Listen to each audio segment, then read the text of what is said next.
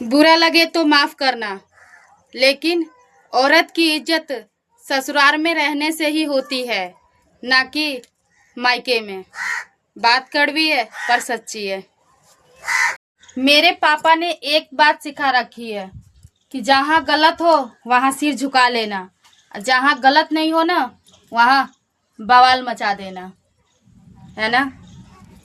मेरी बहन, एक बात हमेशा ध्यान रखना कि अपने दम पर चलना सीखो, क्योंकि दूसरे का सहारा लेकर चलने से ना वो एक दिन अपनी औकात दिखाई देता है।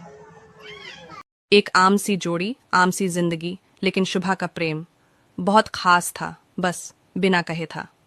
शुभा एक सीधी सादी घरेलू लड़की थी। शादी के बाद आकाश के साथ शहर आई थी। आकाश एक प्राइवेट कंपनी में काम करता था, व्यस्त, थका हुआ, अक्सर चुप।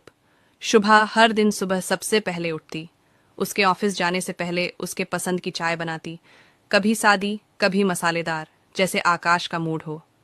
पर आकाश शायद कभी समझ नहीं पाया कि ये सारा प्यार चाय में घुला होता था। वो दिन भर घर संभालती, कभी सास ससुर की दवाई, कभी राशन, कभी सिलेंडर, और रात को आकाश के इंतजार में थाली को ढककर रख देती। कई बार मन करता बस एक बार कह दे, आकाश तुमसे बहुत प्यार करती हूँ, लेकिन जुबान जैसे साथ नहीं देती। शायद डर था कहीं आकाश हंस न दे या कह दे, ये सब नाटकीय बातें मत किया करो। एक शाम आकाश ऑफिस से लौटा, बहुत थका हुआ था। शुभा ने चुपचाप उसके जूते साइड में किए, बैग लिया और पानी लाकर दिया।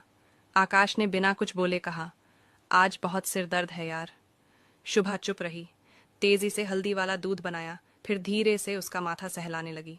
वो सो गया। उसे देखकर शुभा की आंखें भीग गईं। मन ही मन बस यही बोली, काश तू जान पाता, तेरे हर दर्द से बड़ा मेरे लिए तेरा साथ है। समय बीतता गया। एक आम सी जोड़ी। लाइक भले मत करना, पर एक बात सुनना जरूर। घर चलाने के लिए बिजनेस की जरूरत पड़ती है, घर संभालने के लिए बीवी की जरूरत पड़ती है, और आशीर्वाद के लिए माँ बाप की जरूरत पड़ती है। तो माँ बाप को 2 रोटी दो, और बात लगी अच्छी तो लाइक कर दो। जो नसीब में है वो चल कर आएगा, और जो नसीब में नहीं है वो आकर भी चला जाएगा।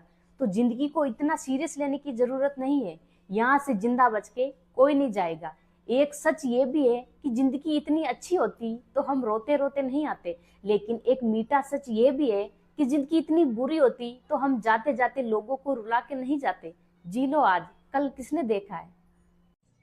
घर टूटने का सबसे ज्यादा नुकसान उस औरत का होता है जो दूसरों की बातों में आकर अपना हंसता खेलता घर उजाड़ लेती है, और फिर बाद में उसको कुछ भी हासिल नहीं होता। अगर एक पति अपनी पत्नी की बात माने तो लोग उसे पत्नी का गुलाम कह देते हैं, लेकिन अगर कोई ससुर अपनी पत्नी की बात सुने तो कहते हैं पत्नी के प्रति समझदारी और सम्मान। बेटी का पति उसकी बात माने तो उसे सच्चा प्रेमी और समझदार जीवन साथी माना जाता है, लेकिन यही बात जब कोई बेटा अपनी पत्नी के लिए करे तो उसे जोरू का गुलाम बना दिया जाता है। क्यों समाज की ये सोच रिश्तों को बराबरी नहीं देती? क्यों एक ही चीज के लिए 2 मापदंड हैं?